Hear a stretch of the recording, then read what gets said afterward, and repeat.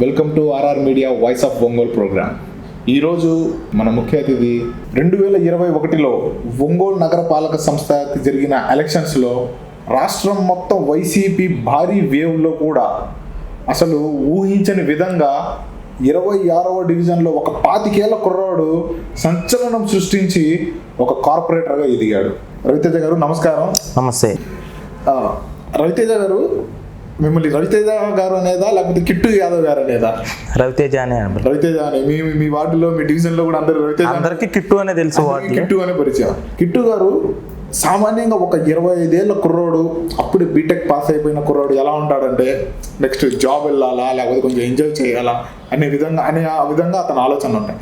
కానీ మీరు వాళ్ళందరిలో కూడా డిఫరెంట్గా రాజకీయాల వైపు రావడం, ప్రజలకి సేవ చేయాలనుకోవడం, ఇదంతా ఏంటి? అందులో కార్పొరేటర్ లాంటి స్థాయికి ఇంత చిన్న వయసులోనే కార్పొరేటర్ స్థాయిని తీసుకోవడం, అసలు ఏంటి ఇదంతా? మీకు ఎప్పటి నుంచి ఇలా రాజకీయాల్లోకి వచ్చారు? మీ నేపథ్యం ఏంటి అసలు చెప్పండి. ముందుగా నాకు అసలు ఈ అవకాశాన్ని ఇచ్చిన నా తెలుగుదేశం పార్టీ కుటుంబ సభ్యులకు కానీ, తెలుగుదేశం పార్టీకి కానీ, అదేవిధంగా మా అన్న మాజీ శాసనసభ్యులు దామచర్ల జనార్దన్ రావు గారికి, అదేవిధంగా నన్ను 26వ డివిజన్లో మంచి మెజార్టీతో గెలిపించిన నా 26వ డివిజన్ ప్రజలకి ముందుగా ధన్యవాదాలు తెలియజేసుకుంటున్నాను. మాది యాక్చువల్గా రాజకీయ ఫ్యామిలీ కాదు. మా తాతగారు కానీ, మా మావయ్య, మా నాన్నగారు అందరూ ఎంప్లాయీసే. మా తాతయ్య గారు రిటైర్డ్ అయిన తర్వాత 2012లో బై ఎలక్షన్ అప్పుడు దామచర్ల జనార్దన్ గారి కోసం ఎలక్షన్స్ చేయడం జరిగింది. తర్వాత 2014లో దామచర్ల జనార్దన్ గారు ఒంగోలుకి ఎమ్మెల్యే అవటం, తర్వాత మా తాతగారు మా డివిజన్కి ప్రధాన కార్యదర్శిగా చేయటం, ఆవుల ఎల్మందయ్య గారు ఆయన ప్రధాన కార్యదర్శిగా చేయటం, అక్కడ గవర్నమెంట్ ఉన్నప్పుడు ప్రజలకి రేషన్ కార్డులు కానీ పింఛన్లు కానీ చేస్తూ ఉండటం, అలా అలవాటు అవుతా ఇది చేస్తున్నప్పుడు 2017లో మా తాతగారు చనిపోవటం జరిగింది. తర్వాత అప్పటికి నేను మా తాతగారు చనిపోకముందు దామచర్ల జనార్దన్ రావు గారు నాకు TNSF తెలుగునాడు స్టూడెంట్ ఫెడరేషన్ ప్రకాశం జిల్లా ప్రధాన కార్యదర్శిగా నియమించడం జరిగింది. నేను ఆ పదవిలో కొనసాగుతూనే తర్వాత మా తాతగారు చనిపోయిన తర్వాత ఆ డివిజన్కి ప్రధాన కార్యదర్శిగా చేశాను. తర్వాత కొన్ని అనుకోని పరిస్థితుల్లో దామచర్ల జనార్దన్ రావు గారి ఆదేశాల మేరకు నేను 26వ డివిజన్ కార్పొరేటర్గా అభ్యర్థిగా నామినేషన్ దాఖలు చేయడం జరిగింది. కేవలం ఆయన ఆదేశాల మేరకు నామినేషన్ దాఖలు చేసాం. తర్వాత అనుకోని పరిస్థితుల్లో 1 సంవత్సరం వాయిదా పడింది. తర్వాత మళ్ళీ 2021లో ఎలక్షన్ జరిగితే 26వ డివిజన్ ప్రజలందరూ నన్ను కార్పొరేటర్గా ఎన్నుకున్నారు. వారికి సర్వదా రుణపడి ఉంటానని చెప్పి తెలియజేసుకుంటున్నాను. సామాన్యంగా బీటెక్ అయిపోగానే ఎవరైనా సరే ఇంట్లో ఏదైనా జాబ్ చేసుకోమనో, కోర్స్ చేయమనో, ఇలాంటి వాటి కోసం ఎంకరేజ్ చేస్తారు. కానీ మీరు రాజకీయాల్లోకి వస్తారంటే ఆ మొదట్లో మీకు మీ కుటుంబం సపోర్ట్ చేసిందా లేకపోతే కుటుంబం నుంచి కొన్ని డిస్కరేజ్మెంట్స్ వచ్చాయా? అసలు మీరు ఏ సపోర్ట్తో, ఎవరి ఎంకరేజ్మెంట్తో ఆ రాజకీయాల్లోకి వచ్చి కొనసాగుతున్నారు? రాజకీయాల్లో కొనసాగటం అయితే మటుకి ఖచ్చితంగా ముందుగా మా తాతగారి ఎంకరేజ్మెంటే. మా తాతయ్య ఎంకరేజ్ చేశారు నన్ను. తర్వాత బీటెక్ అయిపోయిన తర్వాత ఏదైతే ఈరోజు నేను మున్సిపల్ కార్పొరేషన్లో కొనసాగుతున్నానో అదే మున్సిపల్ కార్పొరేషన్లో నేను వర్క్ ఇన్స్పెక్టర్గా కూడా పనిచేయడం జరిగింది. తర్వాత వచ్చేసి మా మామయ్య గారు ఆవుల శ్రీనివాసరావు గారిని మా మామయ్య, ఆయన కూడా గవర్నమెంట్ ఎంప్లాయీ. తర్వాత మా పిన్నులు కానీ ఎవరైనా సరే రాజకీయాల్లోకి వెళ్తుంటే ముందు వారిస్తుంటారు. తర్వాత ఒక స్టేజ్కి వచ్చిన తర్వాత అది ఇట్లా కొనసాగుతూనే ఉంటుంది. 2021 మున్సిపల్ కార్పొరేషన్ ఎలక్షన్స్లో మీరు పోటీ చేసినప్పుడు మీకేమైనా మిమ్మల్ని ఎవరైనా ప్రలోభాలకు గురి చేశారా? లేకపోతే ఏమైనా బెదిరింపులు కానీ ఏమైనా వచ్చాయా మీకు?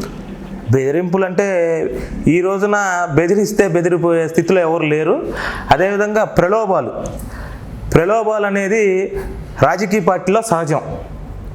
ఈ పార్టీ ఉన్నప్పుడు ఆ పార్టీ వాళ్ళని ప్రలోభాలు పెట్టడం, ఆ పార్టీ ఉన్నప్పుడు ఈ పార్టీ ప్రలోభాలు అనేవి సహజం. ప్రలోభాలు అంటే మధ్యవర్తులు ఉంటుంటారు, వస్తుంటారు, నీకు అంత ఇప్పిస్తాం, ఇది ఇప్పిస్తాం, అది చేస్తాం అని అంటుంటారు. కానీ ఈ రోజున ఒక పార్టీ లైన్ దాటి ఒక నాయకుడిని నమ్మి మన మీద ఒక బాధ్యత పెట్టాడు. ఆ బాధ్యతని, ఆ నమ్మకాన్ని ఒమ్ము చేసి ఈ రోజున మనం ఇంకో పార్టీలోకి వెళ్తే మనం బతుకున్నా కూడా చచ్చిపోయినట్టు అని చెప్పి మేము ఎటువంటి ప్రలోభాలకు గురవ్వలేదు. మీ వార్డులో మీకు అపోనెంట్గా నిలబడిన వాళ్ళు చాలా హేమాహేమీలు, వైసీపీ పార్టీ వేవ్ కూడా ఉంది. ఇలాంటి సమయంలో అసలు ఎట్లాంటి ఎక్స్పీరియన్స్ లేకుండా అత్యంత చిన్న వయసులో మీరు పోటీ చేశారు. మీరు గెలుస్తారనే నమ్మకం అప్పుడు ఉండిందా మీరు పోటీ చేసినప్పుడు?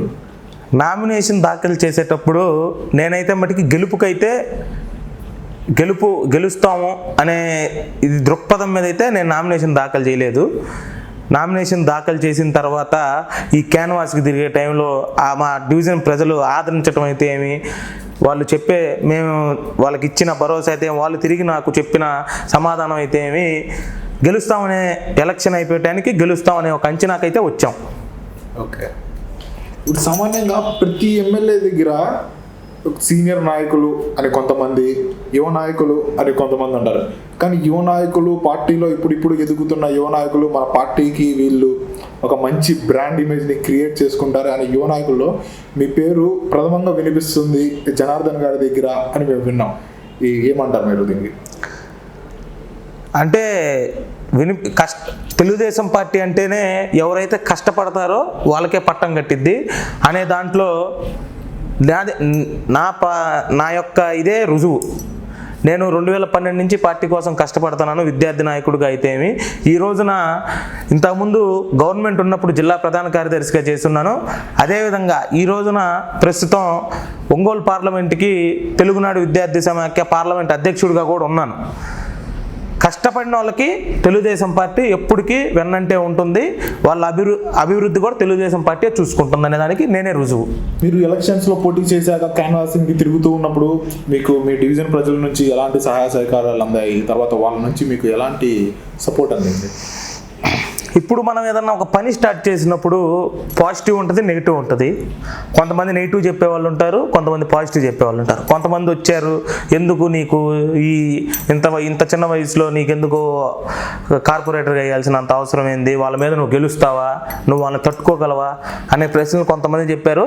అదేవిధంగా నా వెన్ను తట్టి నన్ను ప్రోత్సహించిన వాళ్ళు చాలామంది ఉన్నారు. వారిలో అయితే మటుకి ముందుగా మా కుటుంబ సభ్యులు, అదేవిధంగా కొప్పురావు సురేష్ గారు అని చెప్పి 26వ డివిజన్ ప్రెసిడెంట్ ఆయన, తర్వాత అయితే అజయ్ గారు అని చెప్పేసి పులివర్తి అజయ్ కుమార్ గారు అని చెప్పేసి ఆయన 25వ డివిజన్ ప్రధాన కార్యదర్శిగా ఉన్నారు ఆయన, అదేవిధంగా కొల్లిపల్లి సురేష్ గారు, ఇంకా చాలామంది ఉన్నారు.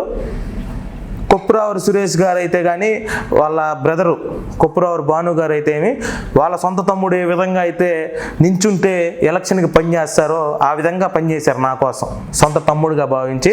వాళ్ళ రుణం మట్టికి అదేవిధంగా వాళ్ళ రుణం నా కోసం ఎవరైతే కష్టపడ్డారో అజయ్ అన్న కానీ, కొల్లిపల్లి సురేష్ అన్న కానీ, పేర్ల రమేష్ గారు కానీ, శ్రీకాకుళి రవి గారు మాజీ కౌన్సిలర్ ఆయన కూడా నా కోసం ఎంతో కష్టపడ్డాడు.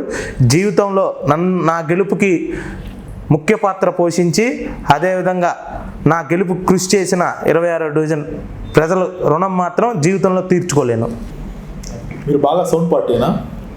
సౌండ్ పార్టీ అంటే ఆర్థికంగా స్థితిమంతులేనా? ఆర్థికంగా స్థితిమంతులేం కాదు, మాది మిడిల్ క్లాస్ ఫ్యామిలీయే. అంటే సామాన్యంగా ఒక కార్పొరేటర్గా గెలవాలంటే ఈ రోజుల్లో ఒక 50-60 లక్షలు ఖర్చు పెట్టాలి అని వింటున్నాము.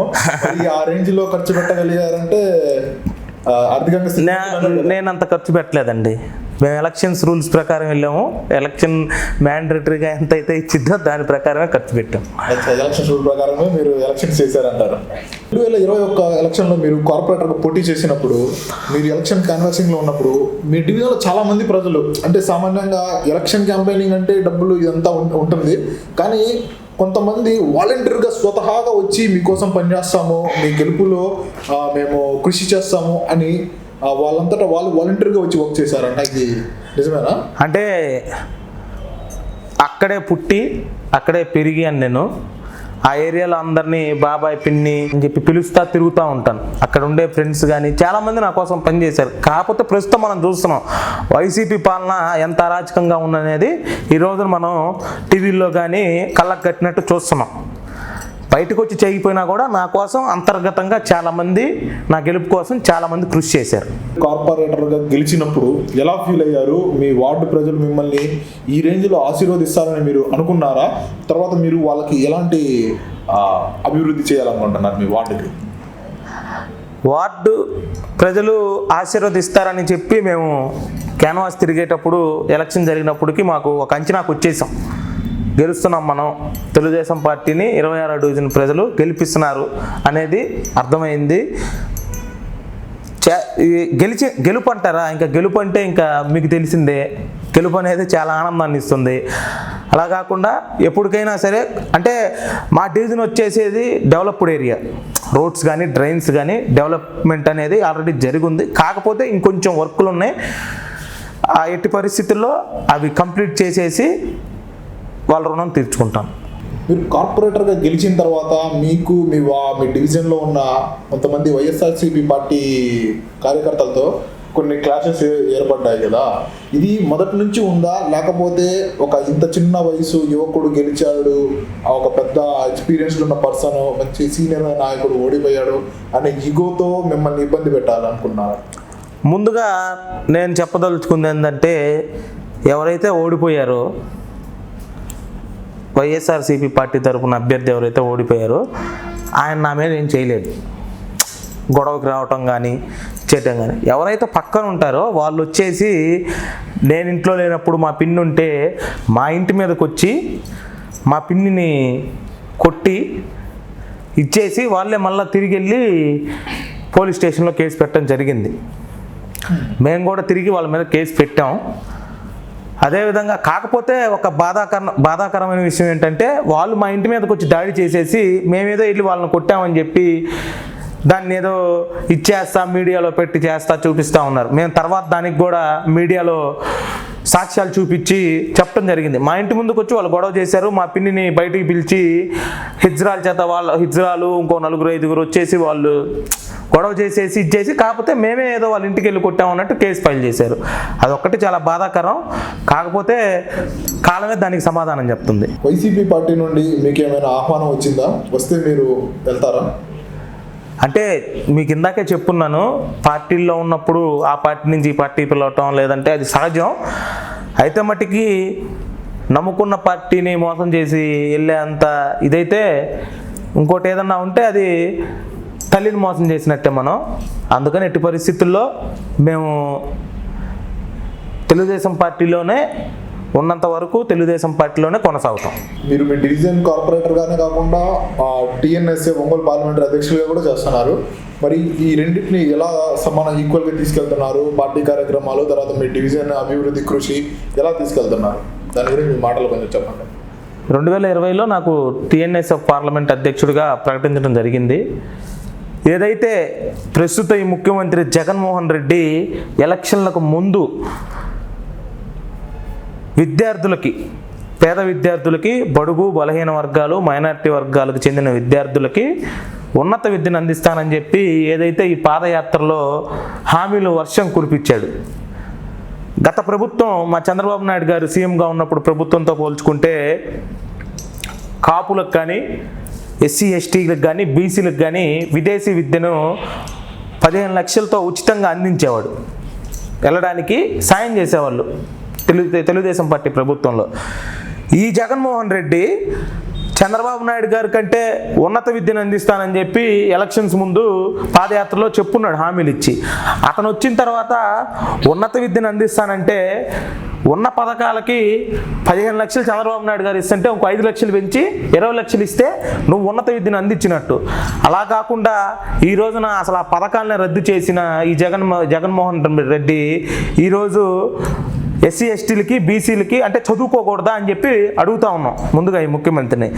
ఏదైతే జీవో నెంబర్ 77ని తీసుకొచ్చి పీజీ విద్యార్థులకు రీఎంబర్స్మెంట్ కానివ్వండి, వసతి దీవెన కానివ్వండి, విద్యా దీవెన కానివ్వండి అన్నీ రద్దు చేశాడు జీవో నెంబర్ 77 ద్వారా.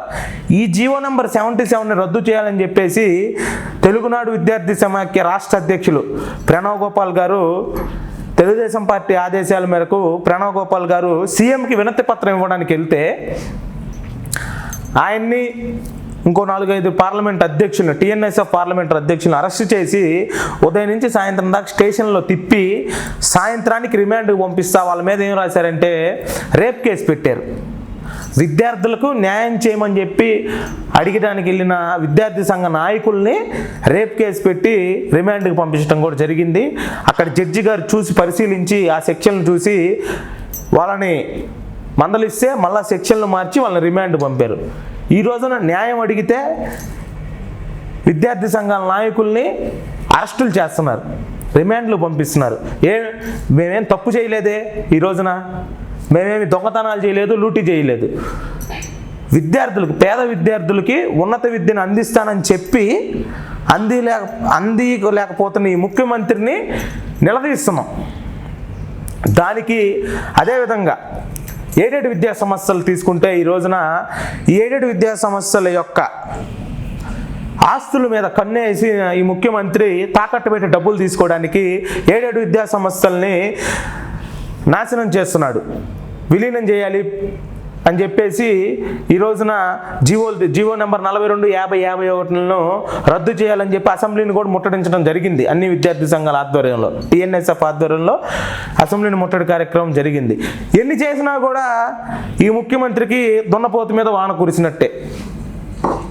ఇప్పటికైనా ఈ ముఖ్యమంత్రికి కానీ, విద్యాశాఖ మంత్రికి కానీ ఒక్కటే విజ్ఞప్తి చేస్తున్నాం. మీరు 2019 ఎలక్షన్ల ముందు పాదయాత్రలో ఏదైతే విద్యార్థులకు ఉన్నత విద్యను అందిస్తామని చెప్పారో అది ఎట్టి పరిస్థితుల్లో మీరు అందించాలని చెప్పి చెప్తున్నాం. లేకపోతే మీకు తగిన బుద్ధి చెప్పే రోజులు దగ్గరలోనే ఉన్నాయని చెప్పి కూడా హెచ్చరిస్తా ఉన్నాం. గతంలో టీఎన్ఎస్ఎఫ్ అనే విభాగం అంత యాక్టివ్గా వర్క్ చేసేది కాదు. అంటే పార్టీ పరంగా ఉండేదే కానీ అంత యాక్టివ్గా యాక్టివిటీస్ ఇలాంటివి చేసేది కాదు. కానీ ఈ మధ్య కాలంలో టీఎన్ఎస్ఎఫ్ యాక్టివిటీస్ కానీ ఆ స్టూడెంట్స్కి సంబంధించి ఏదైనా ప్రాబ్లమ్స్ ఉన్నప్పుడు మీరు ముందుగా ఉంటున్నారు. ఆ యాక్టివిటీస్లో చాలా చురుగ్గా పాల్గొంటున్నారు. ఎందుకు మీ నాయకత్వం ఎలా ప్రోత్సహిస్తుంది మళ్ళీ? నాయకత్వం అనేది నాయకుడు ఏదైతే రథసారథి ఉంటాడో అతని నేర్పరితనం వల్ల ఈ రోజున ఏదైనా సరే సంఘాలు అవనివ్వండి, విభాగాలు అవనివ్వండి ముందుకు వెళ్తుంటాయి. ఏదైనా ప్రతిపక్షంలో ఉన్నప్పుడే ఎదుగుతామనేది నా యొక్క ఆలోచన. అందులో భాగంగానే టీఎన్ఎస్ఎఫ్ రాష్ట్ర అధ్యక్షులుగా ప్రకటించినప్పటి నుంచి ప్రణవ్ గోపాల్ గారు అన్నది వచ్చేసి వైజాగ్, ఆయన సారథ్యంలో రాష్ట్రంలో ఉన్న 13 జిల్లాలకి అదేవిధంగా 25 పార్లమెంట్ కాన్స్టిట్యుయెన్సీలకి టీఎన్ఎస్ఎఫ్ అధ్యక్షులను ప్రకటించడం జరిగింది.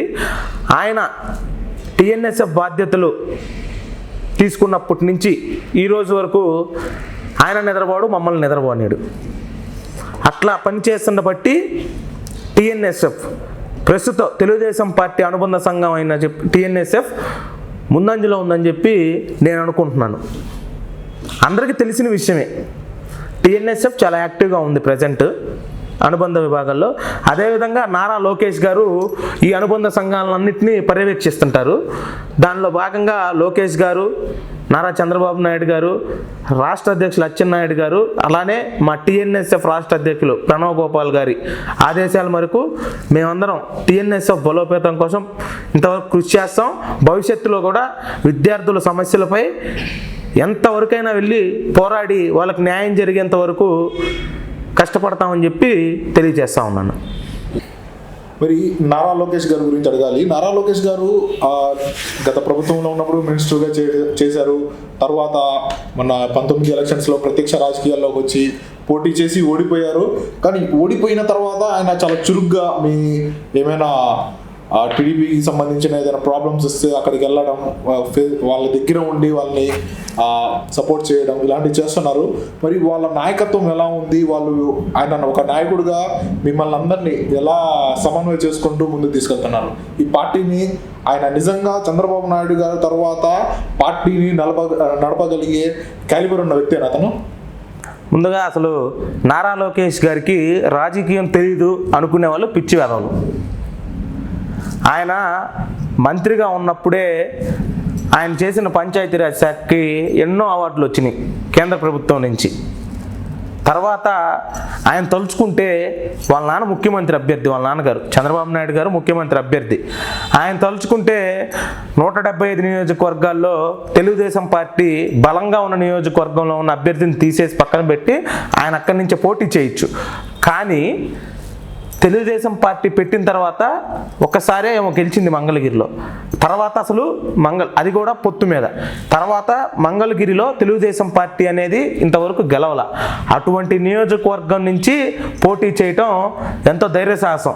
ఫస్టే రాజకీయాల్లోకి వచ్చేటప్పుడు ఎవరు ఓటమిని అయితే అంగీకరించరు. అంటే మాది ఫెయిల్యూర్ అయితే ఇంకా మేము బ్యాక్లాక్ వెళ్ళిపోతూ ఉంటామేమో అనేది. కానీ నారా లోకేష్ గారు ధైర్యం చేసి మంగళగిరిలో పోటీ చేయడం జరిగింది. ఆయన ఓడిపోయింది కూడా స్వల్ప మెజార్టీతోనే. అంత వేవ్లో కూడా 1800 2000తోనూ నారా లోకేష్ గారు ఓడిపోవడం జరిగింది. తిరిగి ఆయనని ఓడించిన మంగళగిరి ప్రజల మీద ఎంతో ప్రేమతో ఈ రోజున ఆయన నియోజకవర్గంలో ఏ సమస్య ఉందన్నా కూడా తక్షణమే స్పందించి వెళ్ళి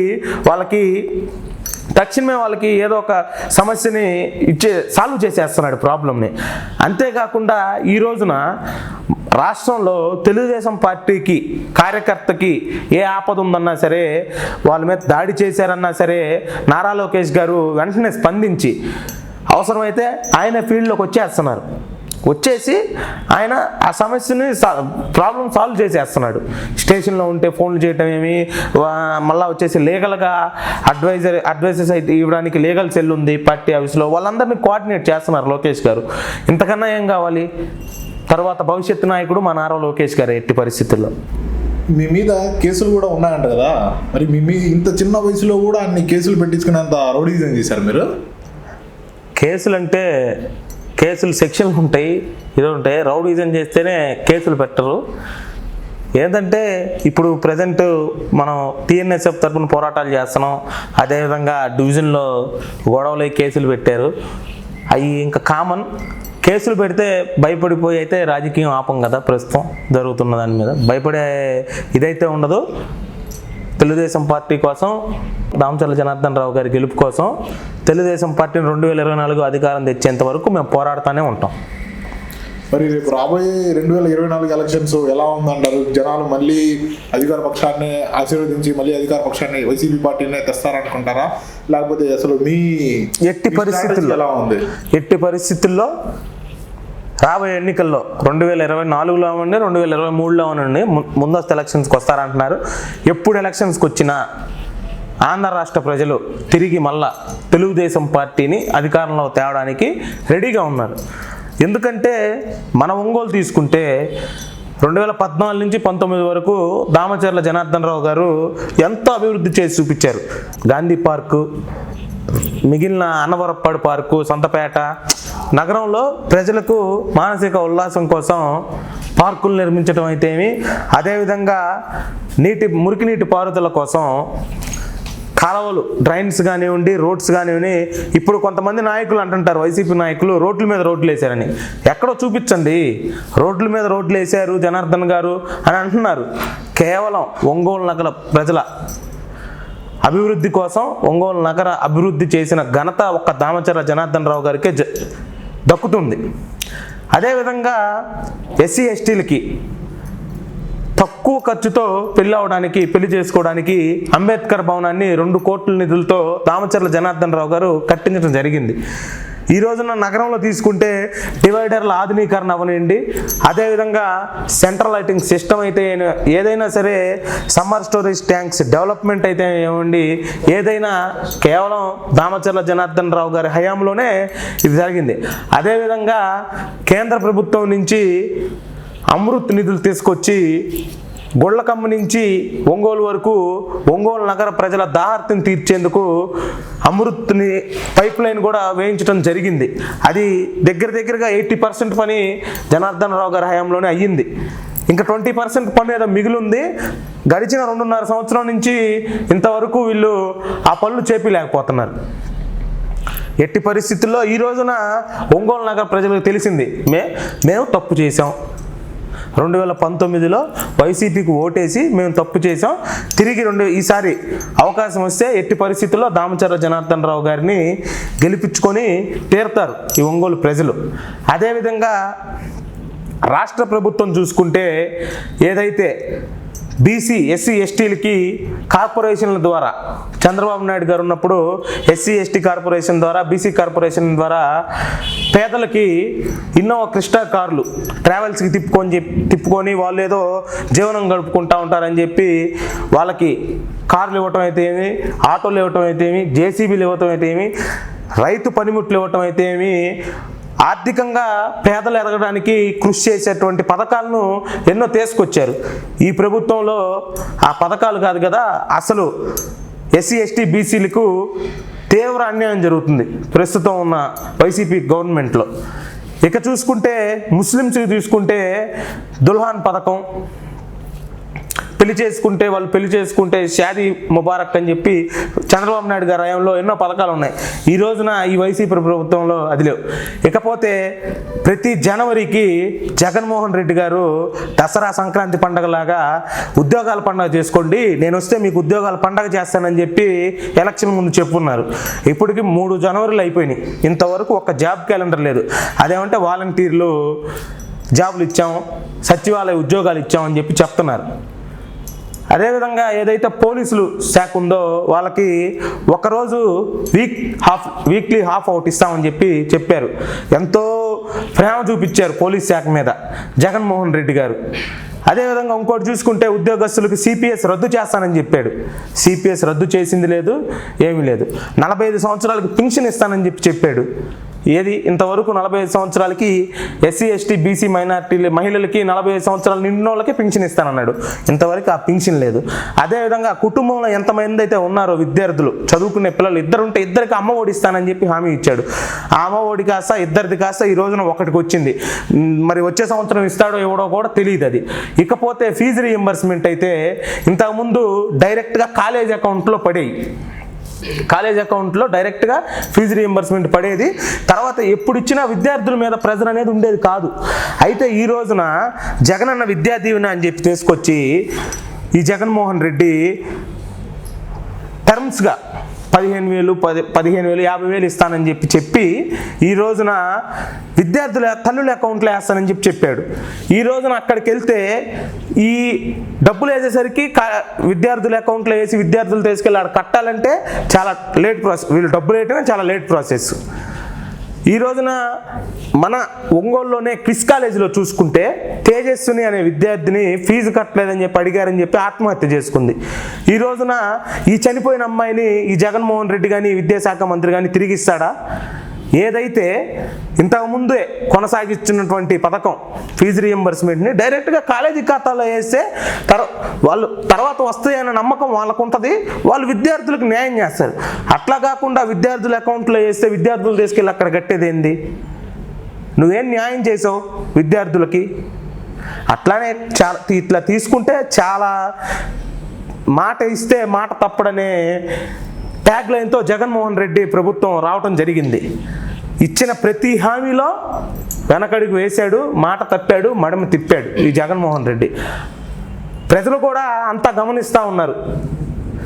రేపు రాబోయే ఎన్నికల్లో ఖచ్చితంగా జగన్మోహన్ రెడ్డికి ప్రజలు బుద్ధి చెప్తారు. అదేవిధంగా తెలుగుదేశం గవర్నమెంట్లో ఉన్నప్పుడు, తెలుగుదేశం పార్టీ గవర్నమెంట్లో చంద్రబాబు నాయుడు గారు సీఎంగా ఉన్నప్పుడు ఈ జగన్మోహన్ రెడ్డి పక్క రాష్ట్రాల్లో పెట్రోల్ రేట్లు ఎట్లున్నాయి, డీజిల్ రేట్లు ఎట్లున్నాయి, ఎంత ఎక్కువ కమ్ముతున్నారు అని చెప్పి అడుగుతున్నారు. ఈ జగన్మోహన్ రెడ్డిని ఒకటే అడుగుతున్నాం, అంటే తెలుగుదేశం పార్టీ అధికారంలో ఉన్నప్పుడు చంద్రబాబు నాయుడు గారు నారా లోకేష్ గారు కూర్చొని రేత్రిపూట ఇంట్లో పెట్రోల్ రేట్లు నిర్ణయించే వాళ్ళ అనేది అడుగుతా ఉన్నా. మరి నీ ప్రభుత్వంలో ఈ రోజున పెట్రోల్ తీసుకుంటే 110 రూపాయలు ఉంది, ఏం చేస్తున్నావు నువ్వు? డీజిల్ రేట్ తీసుకుంటే ఈ రోజున లారీ వాళ్ళకి కానీ ట్రావెల్స్ నడుపుకునే వాళ్ళకి కానీ ఎంత భారం అవుతుంది? ఇవన్నీ ఏం పట్టించుకోకుండా నేనేదో పప్పు బల్లాలు పంచి పెడుతున్నాను, రేపు అధికారంలోకి వస్తున్నాను అనేది మట్టికి. ఈ రోజున ఇంకోటి ఏంటంటే సామాన్య మానవుడు మూవీ చూడడానికి వెళ్తే టికెట్స్ రేట్స్ ఎక్కువ ఉన్నాయని చెప్పి దాన్ని పెద్ద రాద్ధాంతం చేస్తున్నారు. పెట్రోల్ రేట్లు తగ్గించండి, నిత్యావసరాల సరుకుల రేట్లు తగ్గించండి. అట్లా కాకుండా మూవీ టికెట్స్ రేట్స్ తగ్గిస్తాము, అయ్యేయో మేము వసూలు చేసుకొని నెల రోజుల తర్వాత మేము ఇస్తాము అనేది ఈ జగన్మోహన్ రెడ్డి తొగ్లక్ నిర్ణయాలకి ఈ నిదర్శనం. ఏదైతే ప్రజల మట్టికి 2024లో జగన్మోహన్ రెడ్డినిగా నమ్మరు. ఒక్క అవకాశం అన్నాడు, ఆ ఒక్క అవకాశం మీదే 175 సీట్లకు గాను 151 సీటు జగన్మోహన్ రెడ్డి గెలవడం జరిగింది. ఈసారి ఇతనికి కనీసం 23 సీట్లు వస్తాయో రావో కూడా తెలియదు. ఎట్టి పరిస్థితుల్లో జగన్మోహన్ రెడ్డికి రాబోయే ఎన్నికల్లో ఆంధ్రప్రదేశ్ ప్రజలు బుద్ధి చెప్పి తీరుతారు. అదేవిధంగా అమరావతి రైతుల ఎలక్షన్ ముందు నేను ఇక్కడే తాడేపల్లిలో ఇల్లు కట్టుకుంటున్నాను, నేను ఇక్కడే ఉంటాను, ఇదే అమరావతి రాజధాని అని చెప్పేసి ఉన్నాడు. టీడీపీ గవర్నమెంట్ ఉన్నప్పుడు కమ్మ రాజధాని అని చెప్పి ఒక వార్తని విషప్రచారం చేశారు. అక్కడ భూములు ఇచ్చిన వాళ్ళలో చౌదరీస్ కానివ్వండి, రెడ్డీస్ కానివ్వండి చాలా తక్కువ శాతం. మిగిలిన భూములు ఇచ్చింది ఒక 5% చౌదరీసు, 6 or 7% రెడ్డీస్ ఉంటారంట. మిగిలినవన్నీ ఎస్సీ ఎస్టీలు బీసీలు భూములు ఇచ్చారు అక్కడ ప్రభుత్వానికి. అలా కాకుండా అధికారంలో రావటం కోసం విష ప్రచారాలన్నీ చేసి అధికారంలోకి వచ్చిన తర్వాత అభివృద్ధి వికేంద్రీకరణ పేరుతో 3 రాజధానులు అనేది ప్రకటించి ఈ జగన్మోహన్ రెడ్డి అమరావతిని నాశనం చేశాడు. ఈ రోజున కేవలం ఒక 10,000 కోట్లు పెట్టుబడి పెడితే అమరావతి దానంతటదే అభివృద్ధి చెంది సంపద సృష్టించుకోగలదు ఈ రోజున అమరావతి. అలా కాకుండా అమరావతిని నాశనం చేసేసి రాష్ట్రాన్ని అప్పుల పాలు చేస్తున్నాడు. ఏదైతే రాష్ట్రం అవతరించిన కాడి నుంచి 2019 వరకు 3.5 లక్షల కోట్లు మన రాష్ట్ర ప్రభుత్వం అప్పుల్లో ఉందో, ఈ జగన్మోహన్ రెడ్డి వచ్చిన ఈ 2.5 సంవత్సరంలో 3.5 లక్షల కోట్లు అప్పు చేశాడు. అంటే రాష్ట్రం అవతరించిన కాడి నుంచి ఒక అప్పు అయితే, ఈ జగన్మోహన్ రెడ్డి ముఖ్యమంత్రి అయిన తర్వాత ఈ 2.5 సంవత్సరంలో అంత అప్పు చేశాడు. ఈ రాష్ట్రాన్ని అధోగతి పాలు పట్టించాడు. సరే, ఇప్పుడు మీరు కార్పొరేటర్ అయిన తర్వాత ఇప్పుడు ప్రస్తుతం పార్టీలో మీరు తెలుగుదేశం పార్టీలో మీరు ఉన్నారు. పార్టీలో ఉన్న నాయకుల సహకారం మీకు ఎలా ఉన్నాయి? సహాయ సహకారాలు ఎలా అందిస్తున్నారు? పార్టీలో సహాయ సహకారాలు అనేది అందరూ తెలుగుదేశం పార్టీ అంటేనే ఒక కుటుంబ సభ్యులుగా మెలుగుతుంటాం పార్టీలో ఉన్న సభ్యులు. ఇప్పుడున్న నగర అధ్యక్షులు కొట్టారి నాగేశ్వరరావు గారు అయితేనేమి, అదేవిధంగా మాజీ ఎంసీ చైర్మన్ ప్రస్తుత పార్లమెంట్ ప్రధాన కార్యదర్శి కామేపల్లి సీనన్న కానీ, అదేవిధంగా మిగిలిన చాలామంది ఉన్నారు. అందరి పేర్లు చెప్తా, అన్ని విభాగాల అధ్యక్షులు కానివ్వండి, ఎవరైనా సరే బాగా సహకరిస్తారు. తెలుగుదేశం పార్టీ అంటేనే ఒక కుటుంబ సభ్యుల అట్మాస్ఫియర్గా ఉంటుంది. అందరూ ఎవరికైనా ఆపద వచ్చినప్పుడు ఒకళ్ళనొకళ్ళు సాయం చేస్తుంటారు. అంతా ఒక కుటుంబంలా కలిసిమెలిసి పోతూ ఉంటాం. ఓకే కిట్టు గారు, మీరు 25 వయసులోనే కార్పొరేటర్గా ఎదిగారు. ఇంకా మీ భవిష్యత్తులో మంచి మంచి పదవులు పొంది ప్రజలకి ఇంకా ఎంతో అభివృద్ధి చేయాలి, వాళ్ళకి ఎంతో సహాయం చేయాలని కోరుకుంటూ ఈ ఆర్ఆర్ మీడియా తరఫు నుండి మీకు కృతజ్ఞతలు తెలుపుతున్నాం. Thank you.